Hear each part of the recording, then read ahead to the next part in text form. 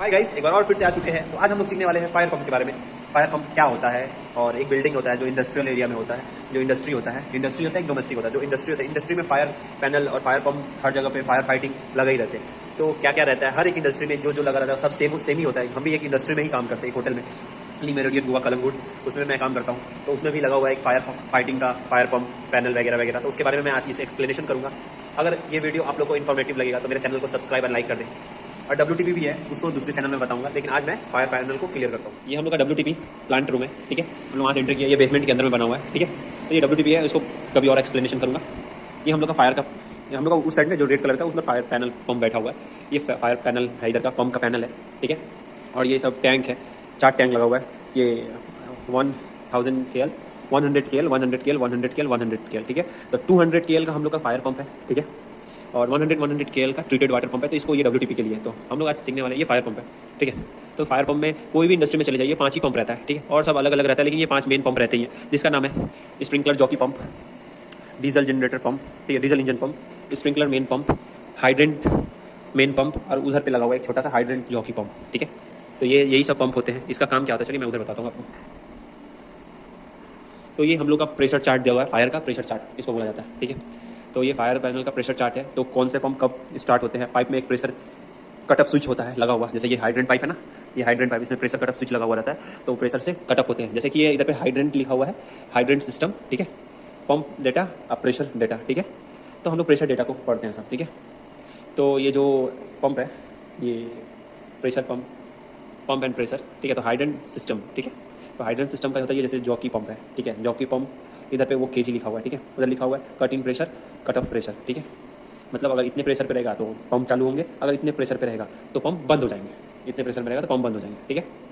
तो क्या होता है, जैसे जॉकी पंप है, तो अगर हम लोग का साथ, हम लोग ये पूरा ओवरऑल हर एक बिल्डिंग का अलग अलग प्रेशर का कैपेसिटी होता है। तो हम लोग का इस बिल्डिंग में 7 kg प्रेशर मेंटेन रखते हैं, यहाँ पे 7 लिखा हुआ है, ठीक है। तो अगर 7 kg से कम प्रेशर हुआ, पानी में कम प्रेशर हुआ, तो हम लोग का जॉकी पंप स्टार्ट होगा, ठीक है। उससे भी और कम हुआ तो मेन पंप स्टार्ट होगा, ठीक है। और उससे भी कम हुआ तो डीजल पंप स्टार्ट होगा, डीजल इंजन पंप स्टार्ट होगा। तो 6 kg प्रेशर पे तो जॉकी पंप स्टार्ट हुआ, हाइड्रेंट जॉकी इधर लिखा हुआ है, hydrant system, hydrant jockey start हुआ। उससे भी कम हुआ तो मेन हाइड्रेंट पंप 4.5 kg से कम होगा अगर पाइप में प्रेशर, तो स्टार्ट हो जाएगा। और डीजल पंप अगर पानी में और प्रेशर कम हुआ 3.5 और 4 5 6 7 वल्व ऑपरेट हो गए, कहीं पे आग लगा है, तो हम लोग का डीजल इंजन स्टार्ट होगा, ठीक है। अगर ये डीजल इंजन अगर डीजल इंजन या मेन पंप स्टार्ट हो गए तो हम लोग को आके मैनुअली ऑफ करना पड़ता है, ठीक है।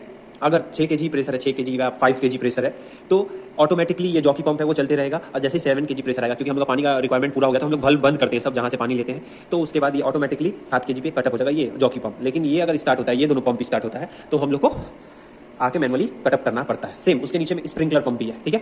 वो जो स्प्रिंकलर सिस्टम लिखा हुआ है, तो ये जॉकी पंप है, जो ये जॉकी पंप, तो ये जॉकी पंप 5 kg पे स्टार्ट होता है। अगर पाइप में प्रेशर 5 kg रहा तो स्टार्ट हो जाएगा, और फिर उसको फिल करेगा। फिल करने के बाद पाइप में अगर प्रेशर बढ़ा, जैसे बैलून में हवा फिल करते तो वो भी फूलता है ना, सेम पाइप फूलता तो नहीं है, उसमें प्रेशर क्रिएट होता है। तो 7 kg प्रेशर आएगा तो कटअप ले लेगा ये जॉकी पंप ऑटोमेटिकली। लेकिन स्प्रिंकलर जॉकी है, स्प्रिंकलर मेन पंप है, जो स्प्रिंकलर मेन, ये मेन पंप लिखा हुआ ना, ये स्प्रिंकलर मेन पंप, वो 4 kg पे स्टार्ट होगा। लेकिन जब वो स्टार्ट हो गया तो हम लोग को आके मैनुअली ऑफ करना पड़ता है। बस यही होता है फायर एक सिस्टम में। और आपको पंप दिखाते हैं कैसा कैसा क्या पंप है, ठीक है। तो चलते हैं उधर पे।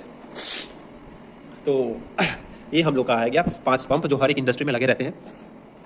तो ये रहा आपका स्प्रिंकलर पंप, ठीक है। ये स्प्रिंकलर पंप है, इस पर HP लिखा होगा शायद, ठीक है। मीड गया है यहाँ पे, कितना किलोवाट का, किलोवाट 46 किलोवाट का है, ठीक है। इसको HP में कन्वर्ट कर सकते हैं किलोवाट से। 46 किलोवाट मतलब 40,600 वाट डिवाइडेड बाई 746 को करेंगे तो HP में आ जाएगा कितना HP का ये है, ठीक है।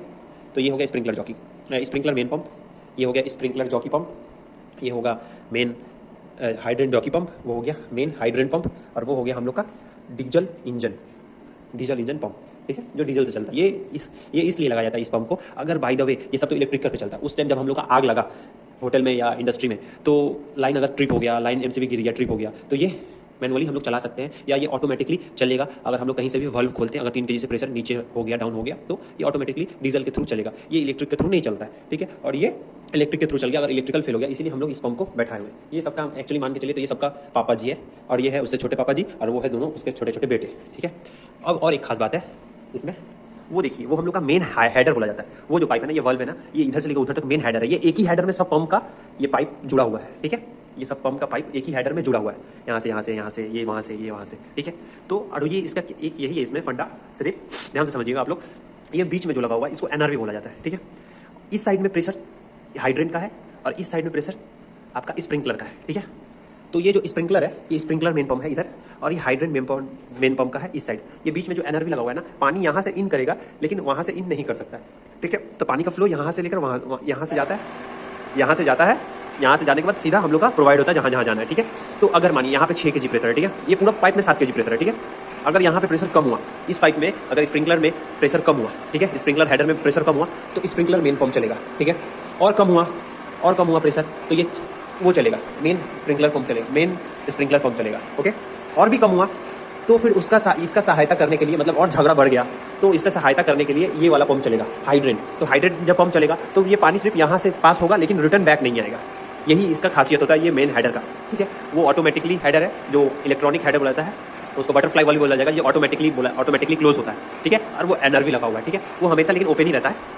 ये हुआ। और हम लोग पानी कहाँ से लेते हैं, ये वॉल के पीछे में ना 200 kL का टैंक है, ठीक है। वहाँ से देखिए, वहाँ से हम लोग पानी इन होता है, वहाँ से इन होकर वाई स्टैनर, ये वाई स्टैनर लगा हुआ है, ये वाई स्टैनर है। वाई स्टैनर से फिल्टर होने के बाद वो हेडर से होते हुए यहाँ पे एक लगा हुआ है। अगर सर्विसिंग के लिए ये बटरफ्लाई वाल्व को लगाया गया है, ऑटोमेटिकली इलेक्ट्रॉनिक बटरफ्लाई वाल्व, ये गियर वाल्व भी बोला जा सकता है, मैनुअली हम लोग बंद कर सकते हैं, ठीक है। तो अगर इस पंप को अगर सर्विस करना या मेंटेनेंस करना, पंप एम्पेलर खराब हो गया तो हम लोग पानी को पहले रोकना पड़ेगा ना, तो ये क्लोज करते हैं और ये वाल्व क्लोज करेंगे, उसके बाद हम लोग पंप का मेंटेनेंस करेंगे। इसमें भी कुछ पार्ट्स लगे हुए हैं इस पंप में, वो सेम छोटे पार्ट्स में भी और बड़े पार्ट्स में। बड़े पार्ट्स में बड़ा साइज का, छोटे पार्ट में छोटे साइज का। तो बड़े पार्ट में ये लगा हुआ है, इसको बोला जाता है बेलो, ठीक है, इसको बोला जाता है बेलो। इसको बोला जाता है आपका, बोल दिया, butterfly valve, automatically electronic and mechanical butterfly valve बोला जा सकता है। और इसको बोला जाएगा आपका एनआरवी, इसको बोला जाएगा आपको एनआरवी। और ये हो गया पंप, यहाँ से थ्रो करता है, इस पानी में क्रिएट होता है प्रेशर और उसको पानी बैक ना मारे इसलिए एनआरवी को बैठाया गया है, ठीक है। सेम इसमें भी सेम है, इसमें भी सेम है, बाकी ये सब सेम है, बस यही रहता है और कुछ नहीं है, बड़ा फंडा नहीं है। तो कैसा लगा आपको मेरा चैनल, मेरा एक्सप्लेनेशन? अगर आपको मेरा एक्सप्लेनेशन सही लगा तो मेरे चैनल सब्सक्राइब एंड लाइक करें। बाकी बहुत सारा टाइप का होता है, WTP भी है, बहुत सारा कुछ है सीखने और सिखाने के लिए। धीरे धीरे करके सब आस्ते आस्ते वीडियो एक्सप्लेन करेंगे। जैसे हम लोग का चैनल पे अभी WTP के बारे में भी आएगा, जैसे अभी तो फायर के बारे में क्लियर हो गया थोड़ा बहुत, अब ये है हम लोग का WTP के बारे में भी एक्सप्लेनेशन कर देंगे अगले वीडियो में। तो अगर आपको मेरे एक्सप्लेनेशन से कुछ सीखने को मिला, कुछ जानने को मिला तो मेरे चैनल को सब्सक्राइब और लाइक करें। बहुत सारा इस इंडस्ट्री में मशीन लगे हुए, बहुत सारा चिलर होता है, फायर पैनल होता है, WTP होता है, STP होता है, बहुत सारा कुछ होता है, बस इसी चैनल पे मिलेगा। अगर आप मेरे चैनल को सब्सक्राइब एंड लाइक करते हैं, अगर मेरा एक्सप्लेनेशन आपको अच्छा लगा हो तो मेरे चैनल को सब्सक्राइब और लाइक करें और मेरे को सपोर्ट कीजिए आगे बढ़ने के लिए, कि सबको मैं सिखा पाऊँ, बता पाऊँ कि क्या है क्या नहीं है। और ऐसे करके जो इस लाइन में है उसको भी थोड़ा थोड़ा नॉलेज हो सकता है कि हाँ ये ऐसे नहीं ऐसे होता है, ये सब चीज़ ऐसे होता है, बस और कुछ नहीं। तो सपोर्ट नहीं, बाय।